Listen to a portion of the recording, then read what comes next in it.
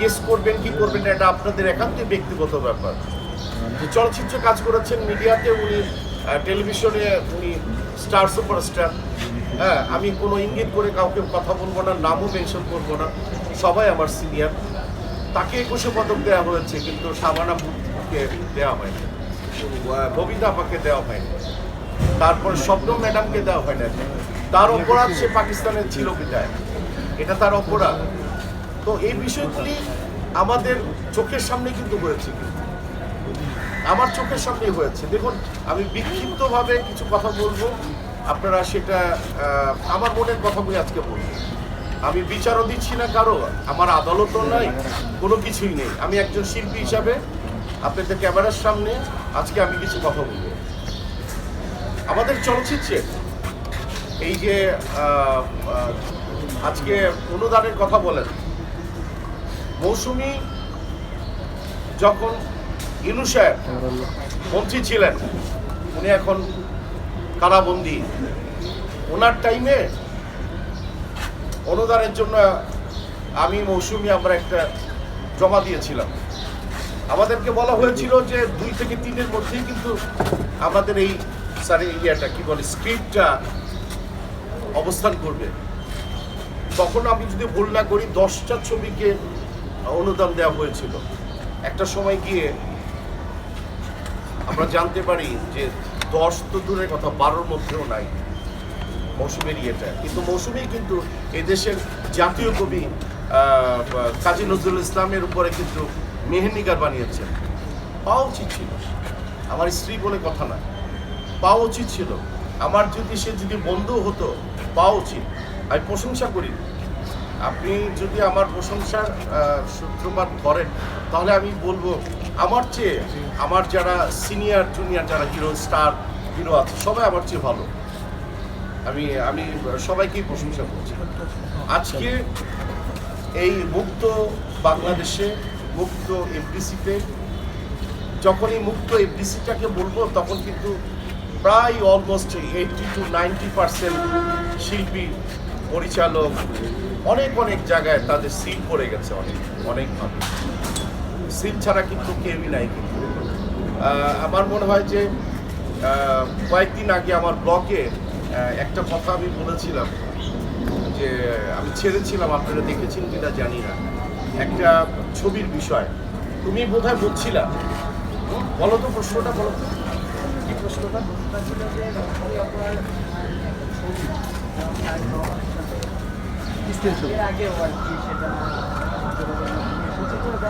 সেটা নিয়ে হয়তো বা তাকে অনেক কিছু সইতে হয়েছে, যেটা আমরা জানি না, সাধারণ মানুষ জানে না, আপনি জানেন, বা মৌসুমী আপনার সেটা ফেস করেছে। সেটা কি ছিল আপনার পরিবারের উপর? আসলে very long time ago, Manna ভাই তখন জীবিত ছিলেন, আল্লাহ তাকে জান্নাত নসিব করুন। ওই ছবিটার মধ্যে কিন্তু এক সাইডে ববিতা আপা ছিলেন, আর হচ্ছে এক সাইডে কিন্তু মান্না ভাই ছিলেন। উনি আমার সিনিয়র প্লাস আমার বন্ধু বান্ধব। দেন জুবাইদা ম্যাডাম এবং তারেক সাহেব একটা জায়গায় কবুতর উঠাবে, মৌসুমী ওখানে ছিলেন। এখানে স্পষ্ট করে একটা কথা বলে দিতে চাই, রাষ্ট্র যেখানে যেই জায়গায় অবস্থান করিবে, রাষ্ট্রের প্রজারা সেখানে অবস্থান করিতে বাধ্য থাকিবে। আমি নারায়ণগঞ্জে বিতর্কিত একজন ব্যক্তি, বেনজির সাহেবের, উনি র্যাবের প্রধান ছিলেন। আমি তখন বললাম যে ভাইয়া, আপনার সাথে একটু কথা বলবো, যদি সময় দেন। বিনয়ভাবে আমি তাকে অনুরোধ করেছিলাম। এই যে দেখুন, উনি আমাকে বললো যে এরকম একটা বিতর্কিত ছবি, তাকে তো অনেক কিছু, অনেক জায়গায় নেওয়া হবে, অনেক জায়গায় প্রশ্নের হবে, আমাদের কাছে তো অনেক নির্দেশ আছে ওনার ব্যাপারে, এটা খুব বাজে সিচুয়েশন হয়ে যাবে। আমরা কিন্তু ভীত ছিলাম, আমার পরিবার, একটা ছবি। তখন আমি বেনজির ভাইকে বললাম যে আজকে কথাটা বললাম এই কারণে যে একটু আগে আপনার সাথে, র্যাবের প্রধান হিসেবে আপনার সাথে একটা ছবি তুলেছি আমি আর মৌসুমী, এবং কয়েকজন শিল্পীও ছিল।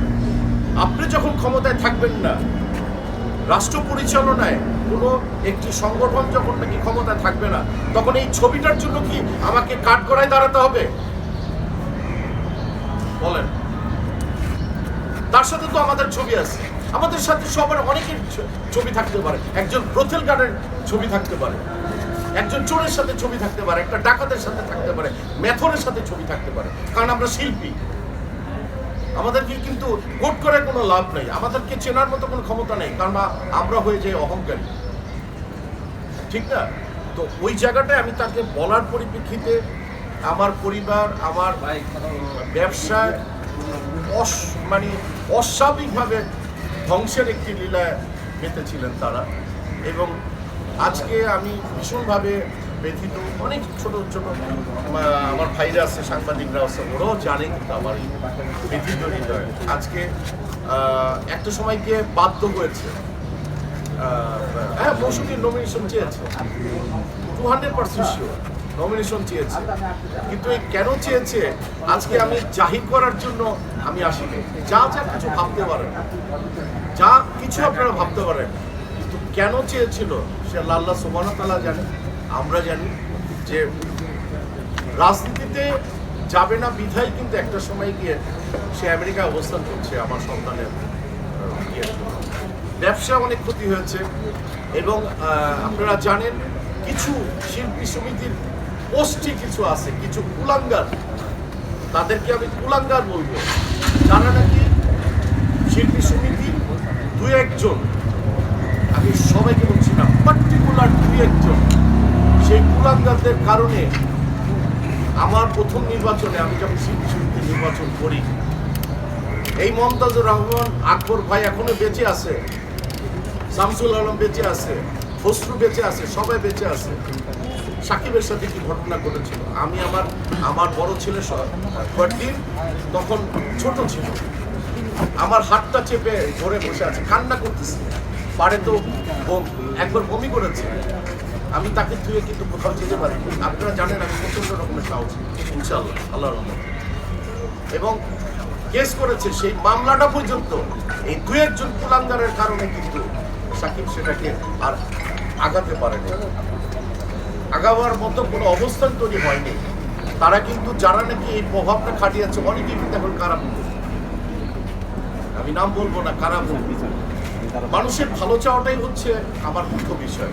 কেউ খারাপ থাকুক, কেউ নষ্ট হয়ে যাক, সেই কাজগুলি কিন্তু আমরা ডেফিনেটলি আমরা চাই না।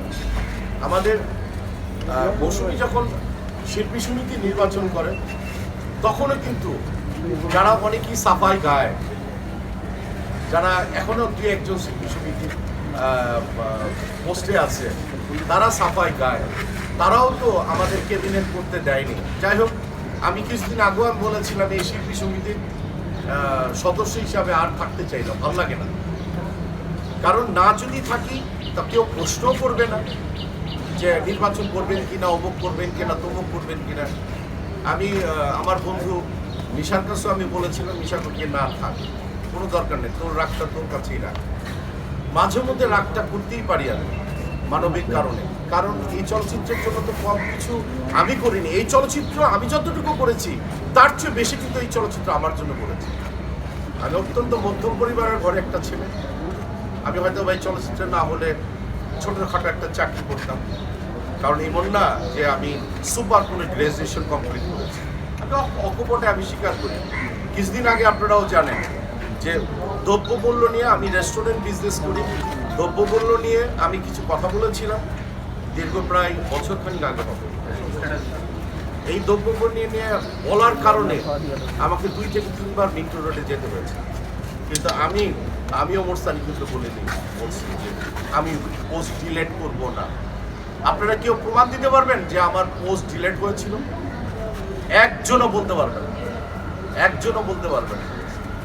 আমরা যারা সিনিয়র, আজকে যে বিষয়টা নিয়ে কথা হলো, আমরা কিন্তু ওই যে মানে ধ্যার করে 4-5টা ফুল গাড়ির মধ্যে অলওয়েজ রাখা, যে নিয়ে দাঁড়ায় থাকা, তাদেরকে রিকোয়েস্ট করা, ভাই আমাদেরকে সেন্সার ভোটে নেন, আমাদেরকে জুরি ভোটে নেন, অমুক ভোটে নেন, সেই কাজটা আমরা করি না ভাই। একটু দূরে আছি, বিজনেস করছি, কিন্তু বাট আমার 21 তারিখে আমার ছোট একটা রেস্টুরেন্ট, আমাকে যখন বলা হয়েছে আমি তখন সব কিছু ক্যান্সেল করে দিয়ে কিন্তু এই চলচ্চিত্রের মানুষ হিসাবে আমি এড়াই যেতে পারি, চলে আসছি। আজকে আমার মনের কথাগুলি আমি বললাম। আমার অনেক শিল্পীরা যারা তাদের যে সব সিনিয়রদের কথা আমি এখন বলছি, তারা 21 পদক পায়নি এবং আজীবন সম্ভাবনা পায়নি, তাদের কথা বলছি। তাদের সমসাময়িক দুই একজন শিল্পী তারা পেয়েছেন, কিন্তু তারা কিন্তু কোনোদিন প্রতিবাদ করেনি। আমি তো 90s-এর বেস, 90-এর বেস। আমি যদি 90 থেকে যদি এই বেসটাকে যদি একটা সময় গিয়ে যদি 5 বছর 10 বছর পরে যদি মানে আমি মনে করি যে এই ছেলেটার এই মেয়েটার 21 পদক পাওয়া দরকার, সেখানে কিন্তু অনেকেই কিন্তু ডিজার্ভ করবে। হয়তো আমি ডিজার্ভ করলাম না, তাতে আমার কিছু যায় আসে না। কিন্তু আপনারা যারা আছেন, আমি আমার মনের কথাগুলি, আমার পরিবারের কথাগুলি এখন বললাম। আমি চলচ্চিত্রের ভালো চাই এবং শেষ লগ্নে একটা খালি কথা বলতে চাই, ছবি বানালেই হবে না।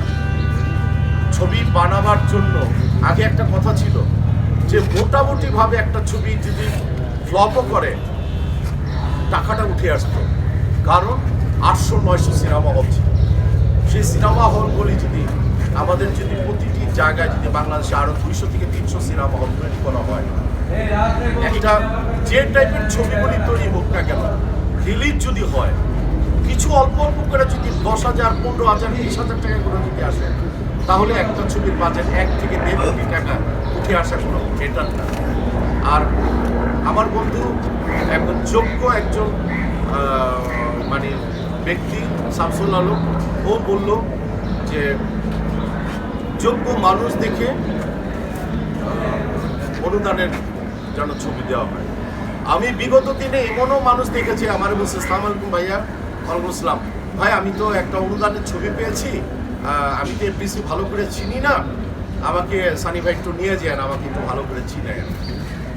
এই যদি হোক, মানে বিগত দিনও যেটা হয়েছে 71 এবং 2024, এই 2024-এ এসেও কিন্তু সেই আগের ঘটনার জিনিস যেন আমাদের দেখতে না হয়। আমি বলছি না যে আমাকে বানায় ফেলানো করার কোনো দরকার নেই, কিন্তু যাদেরকে আমি চিনি না, যাদের খাতিরের কারণে মানে একজন সাংবাদিকতায় আওলাদ ভাইকে আজা চৌকে যারা অবজ্ঞা করে, কেউ যদি কোনো সাংবাদিক দুনিয়ার একটা ছেলে যদি বলে তাদের চেয়ে আমি বেটার, আমি তাদেরকে তিরস্কার করি। তো অবশ্যই আমার ভুল ত্রুটি হলে ক্ষমাসুন্দর দৃষ্টিতে দেখবেন। আমি অনেকদিন পর পর আসি এপিসিতে, কিন্তু আমার মনটা পড়ে থাকে এই চলচ্চিত্রে। আমি অনেকেই বলে আপনি কি চলচ্চিত্র ছেড়ে দিয়েছেন? না, আমি ব্যবসা করছি বিগত দিনের, এখন কিছু আশা করছি যে না, ভালো কিছু হবে। এবং এরকমও হয়েছে, আপনারা জানেন কি না, ইকবাল কিছুদিন আগে একটা ছবিতে আমাকে কাজ করেছে। আমি কেন আছি এই ছবিটার জন্য, সেই প্রশ্নের সম্মুখীনও কিন্তু ইকবালকে হতে হয়েছে। হ্যাঁ, তো আমি চাইবো যে এই ধরনের শিল্পীকে নিয়ে আর কোনো খেলা যেন না হয়। শিল্পী আছে, যে দলই করুক না কেন, তাদেরকে সম্মান দেওয়া উচিত এবং সামনে এসে তারা সবাই আমরাই আমরা। আমি কিন্তু ব্যথিত হই যাদেরকে নিয়ে কথা বলা হচ্ছে, তাদেরকে যে একটা উইয়ার্ড সিচুয়েশনে কেন ফেলা হচ্ছে, এতেও কিন্তু আমরা ব্যথিত হই, কারণ আমরা শিল্পী। আপনারা মনে করেন না যে এতে আমি খুশি হচ্ছি? নো, আমি খুশি হচ্ছি না। আমার কিন্তু মন পড়ে যে তুই কোথায় আছিস, আমার কিন্তু মন পড়ে তুই কোথায় আছিস, মনটা চায়, খবর নেওয়ার চেষ্টা করি, ঠিক আছে? তো যারা নাকি আমি মনে করি সেন্সার বোর্ডের মতো একটি জায়গায়, জুরি বোর্ডের মতো জায়গায়, ববিতা আপা, তারপর চম্পা ম্যাডাম, যারা আছেন সিনিয়র, সুচান্দা আপা, এখন সময় এসছে তাদেরকে ঘর থেকে নিয়ে এসে বলতে হবে যে আপনারা কাজ করেন। আমার মনে হয় তারা কাজ করবে, যে তাদের আলোয় আলোকিত কিন্তু আমরাও হব ইনশাআল্লাহ। ভালো থাকবেন সবাই, আসসালামু আলাইকুম।